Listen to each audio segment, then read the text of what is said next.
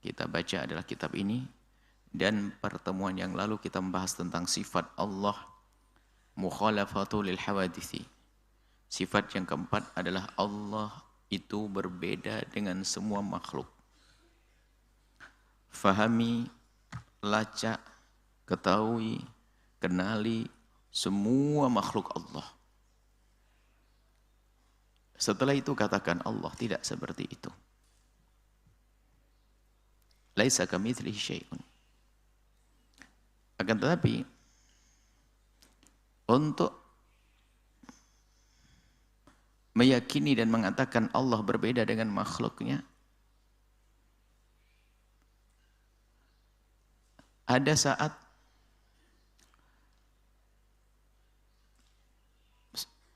kita dihadapkan kepada teks atau ayat-ayat Al-Quran dan hadis Nabi yang seolah-olah menyerupakan Allah dengan makhluknya. Seolah-olah menyerupakan Allah dengan makhluknya. Maka di hadapan ayat semacam ini, kaidah kubranya, kaidah besarnya adalah Allah tidak seperti makhluknya. Kalau disebutkan misalnya ada tangan yang dinisbatkan kepada Allah, ada mata yang dinisbatkan kepada Allah, dan lain-lainnya yang sifatnya yang berupa anggota tubuh bagi manusia, bagi makhluk, kemudian kok dinisbatkan kepada Allah, kaidah tetap berlaku, Allah tidak seperti makhluknya. Allah tidak seperti makhluknya. Maka yang disebut dari anggota tubuh itu, ya jangan dibayangkan seperti anggota tubuh yang pernah kita ketahui. Karena apa? Karena Allah tidak seperti apapun yang kita ketahui dari makhluknya. Maka di sana para ulama kita ahli sunnati wal jamaati, di saat dihadapkan dengan ayat-ayat yang disebut dengan ayat mutasyabihat, mereka punya cara-cara memahami ayat-ayat tersebut. Yang jelas di balik ayat tersebut ada kelompok-kelompok sesat. Salah memahami ayat. Ada kelompok pertama adalah ahli ta'til. Ahli ta'til ini adalah orang, yaitu mereka yang serta-merta menafikan kalau itu ada pada Allah atau dinisbatkan kepada Allah. Jadi menafikan tidak. Itu ta'til itu artinya menganggap ayat itu sudah tidak berguna, tidak ada. Ta'til nas, ta'til ayat. Ta'til menganggap sifat-sifat atau yang dinisbatkan kepada Allah tidak ada. Seperti tentang sifat, tangan dan sebagainya. Maka ini adalah kelompok yang salah. Kenapa? Karena disebutkan di dalam Al-Quran dan juga hadis Nabi bagaimana ditiadakan. Nabi mengucapkannya. Yang kedua ahli tasbih. Singkat saja. Ahli tasbih itu menyerupakan. Di saat disebut tangan Allah kebayang. Karena dia setahunya dia tangan ya seperti ini. Tangan itu definisinya apa sih? Sesuatu yang ada pada anggota tubuh tertentu yang digunakan untuk kepentingan anggota tubuh itu misalnya. Tangan ini untuk membantu kebutuhan-kebutuhan daripada anggota tubuh. Dan tangan itu bagian, kalau disebutkan kepada manusia, tangan itu bagian daripada anggota tubuh manusia, istaan atau dijadikan penolong untuk menyempurnakan tugas manusia tersebut. Adanya tangan. Tangan adalah bukan inti, tapi dia digunakan. Orang tidak punya tangan bisa hidup.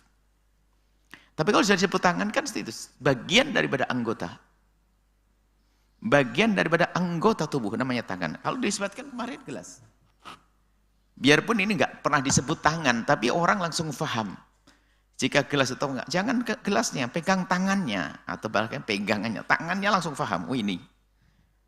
Nah, kenapa? Ini bagian kecil, bagian daripada gelas itu dan bukan inti dari gelas, tapi ini digunakan untuk kepentingan gelas itu sendiri agar mudah dipegang. Biarpun dibikini juga bisa. Nah ini, jadi kebayang kalau tangan pintu. Bahkan kalau kita melihat binatang, pertama kali kita melihatnya disebut tangan pasti ngerti. Yang mendekati kepala, anggota yang mendekati kepala adalah tangan. Yang mendekati pinggul atau belakang adalah kaki, seperti itu. Biarpun ya kambing itu menganggap tangannya depan, padahal kaki semuanya. Kurang lebih seperti itu. Jadi paham makna tangan itu apa, itu ngerti. Kenapa? Karena dinisbatkan kepada makhluk yang kita tahu. Sehingga tangannya kucing, tangannya manusia, tangan pintu, dan seterusnya. Nah ini sangat jelas. Tapi di saat dinisbatkan kepada Allah, nah ini jangan sok tahu. Karena kita tidak tahu zat Allah. Maka tangan ini maknanya apa kira-kira? Apakah tangan seperti yang kita pahami dari manusia? Maka itu tashbih. Namanya musyabbihah, yang menyerupakan Allah dengan makhluknya. Mengatakan Allah punya anggota tubuh. Ada tangan, ada kepala, ada kaki, ada betis, ada mata. Dan ini diyakini oleh mereka sampai mengejek kaum ahli haq, ahli sunnati wal jamaati. Di saat kita mengatakan adalah jangan dimaknai seperti tangan anggota tubuh. Apa kata mereka? Ada sebagian dari mereka yang tentunya dengan kebodohan mengatakan, kalau memang Tuhanmu tidak bertangan, tidak berkaki, tidak bermata, lalu apakah kayak jus hindi? Jus hindi itu apalah? Kelapa. Bulat begitu. Semangka bulat itu.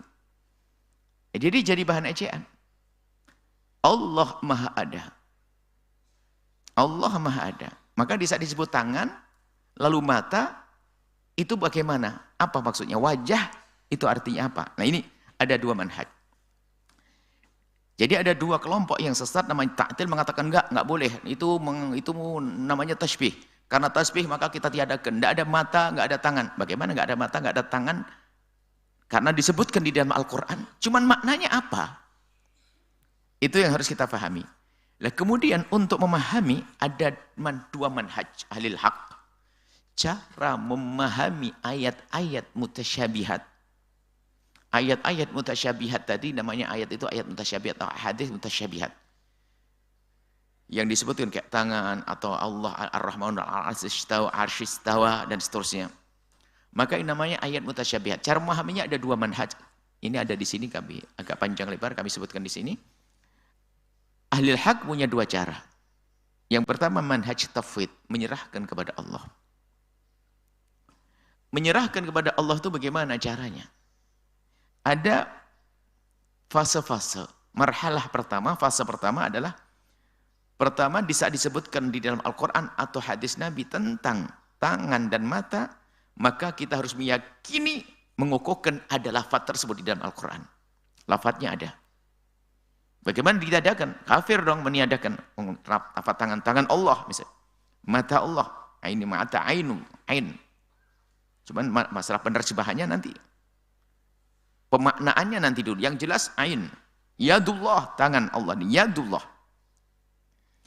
Itu ada. Dinisbatkan kepada Allah, maka harus kita yakin ada. Jangan dikatakan tidak ada.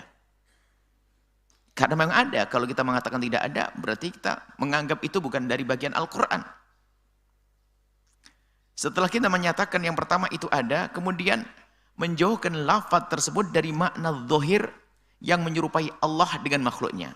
Kalau yang kita katakan mata ini, kalau mata kita, matanya manusia, itu langsung paham mata ini. Sehingga kita perlu untuk bisa melihat, perlu tiga unsur kan kalau mata kita.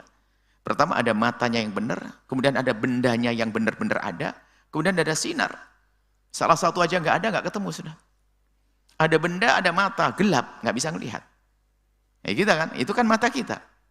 Maka di saat disebut mata, ya ini mata.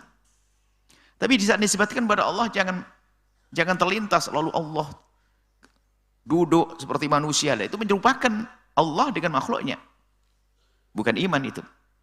Maka pertama mengukuhkan ada lafaz itu di dalam Al-Quran atau hadis Nabi. Kemudian setelah itu menjauhkan dari makna yang selama ini kita fahami. Kita fahami.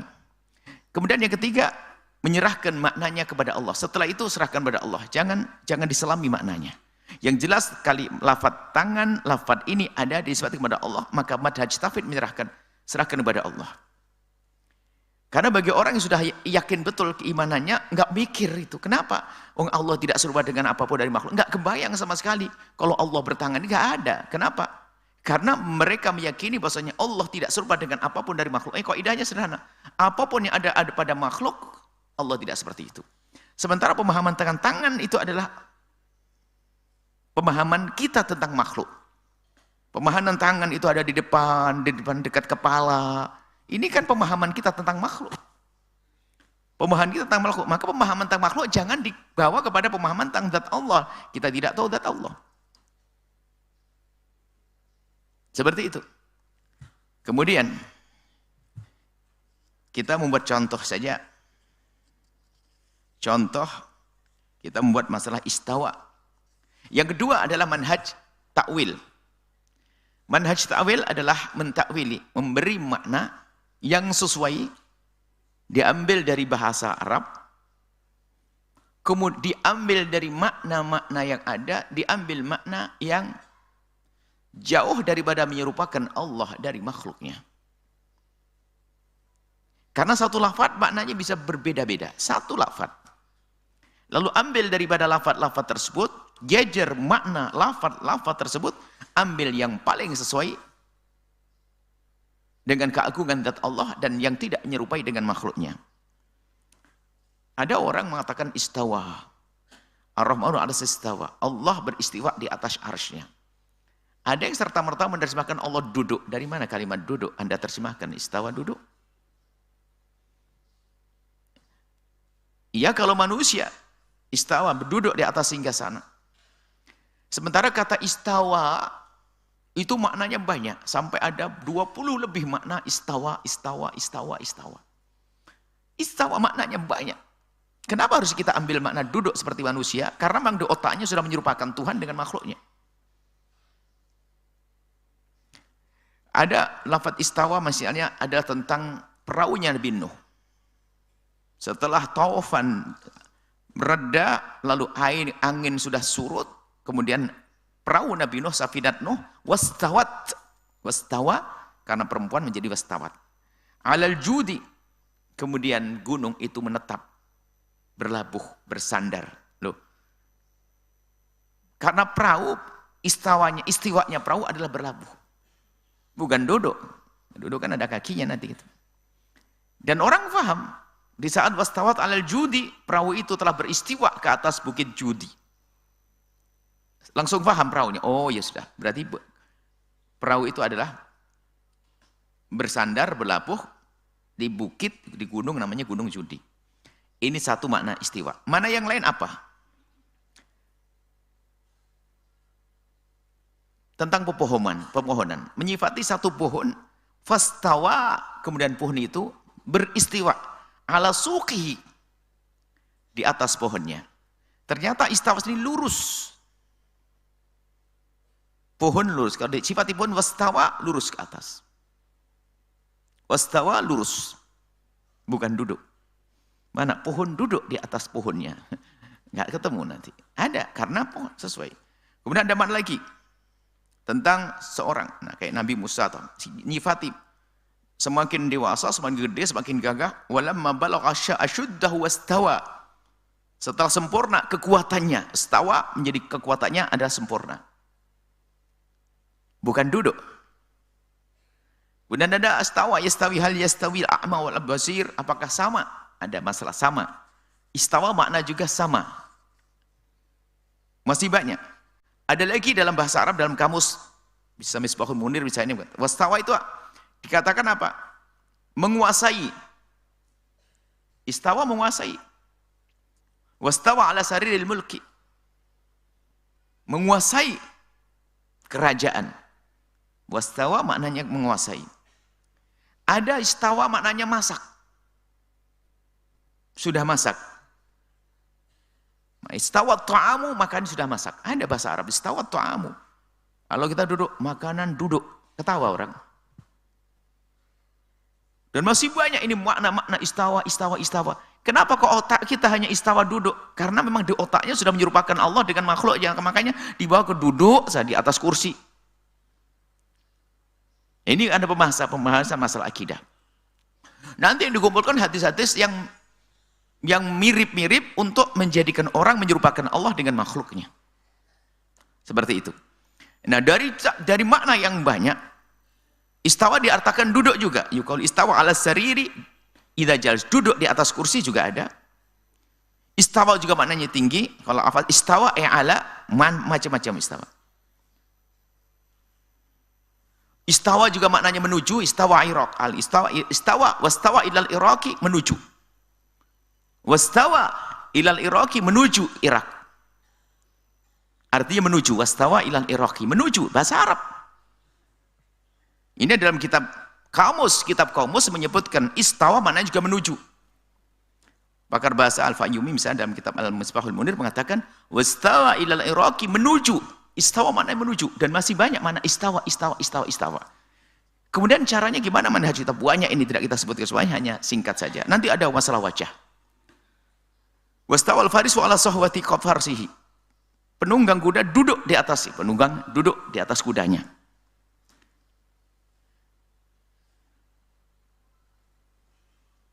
Bahkan istawa itu berdiri.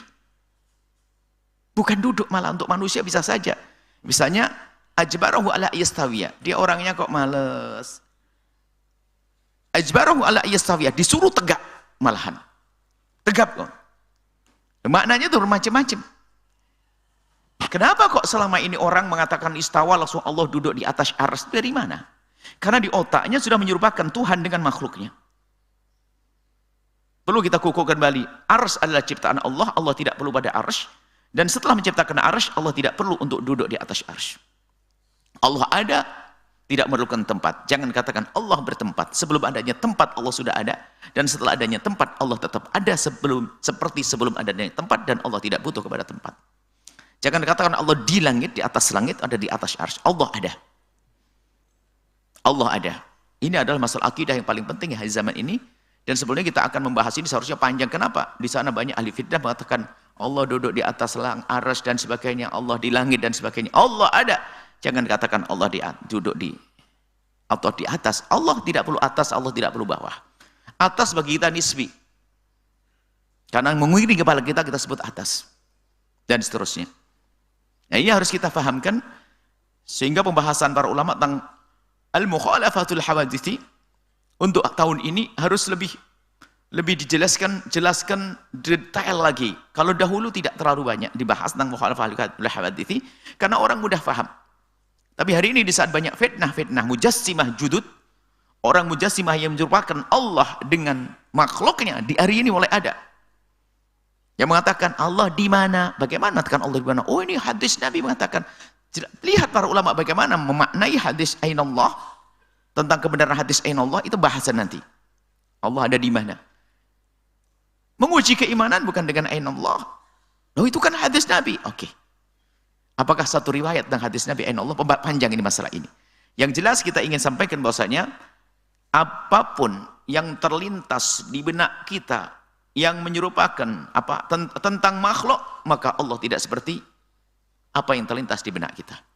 Harus paham itu. Jadi jangan sampai kita salah. Ini masalah keimanan. Dan bab al-mukhalafatul hawadithi, ini pembahasan yang paling penting. Terjadi kesesatan di akhir zaman ini adalah ketidakfahaman tentang sifat al-mukhalafatu lil hawadithi. Dan para ulama kita setelah menjejer mana istawa,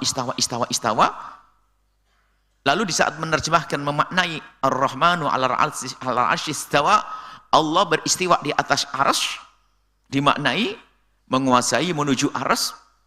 Bisa menuju arsy kan bisa saja menuju, menguasai arsy. Kenapa harus arsy yang dikuasai? Maksudnya apa? Apakah selama ini Allah tidak berkuasa kok seolah-olah? Ini bahasanya itu kan semuanya enggak. Memang Allah menguasai arsy dan itu kan bukan tertib. Sebutkan para ulama ahli tafsir mengatakan tumastawa itu bukan berarti tertib lalu berpindah, enggak. Arsy adalah paling agungnya ciptaan Allah dan Allah menguasai arsy. Kalau sudah Allah menguasai arsy, Allah menguasai di dalamnya. Pemahaman semacam ini jauh lebih mudah difahamkan kepada orang daripada harus na'udzubillah dibawa kepada pemahaman tentang duduk dan sebagainya. Duduk seperti manusia. Allah tidak memerlukan tempat. Ingat, Allah Maha ada. Detailnya nanti insya Allah akan kita susulkan kembali karena ini adalah majelis hadis.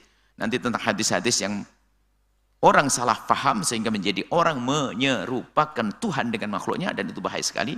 Dan kami himbau kepada guru-guru akidah, ustadz akidah, lebih menekuni tentang bahasan ini supaya tidak salah. Karena apa? Di sana telah disebarkan akidah-akidah sesat mujassimah model baru, yang biasa menanyakan di sekolah kecil, sekolah anak-anak tanya Allah di mana, Allah di mana.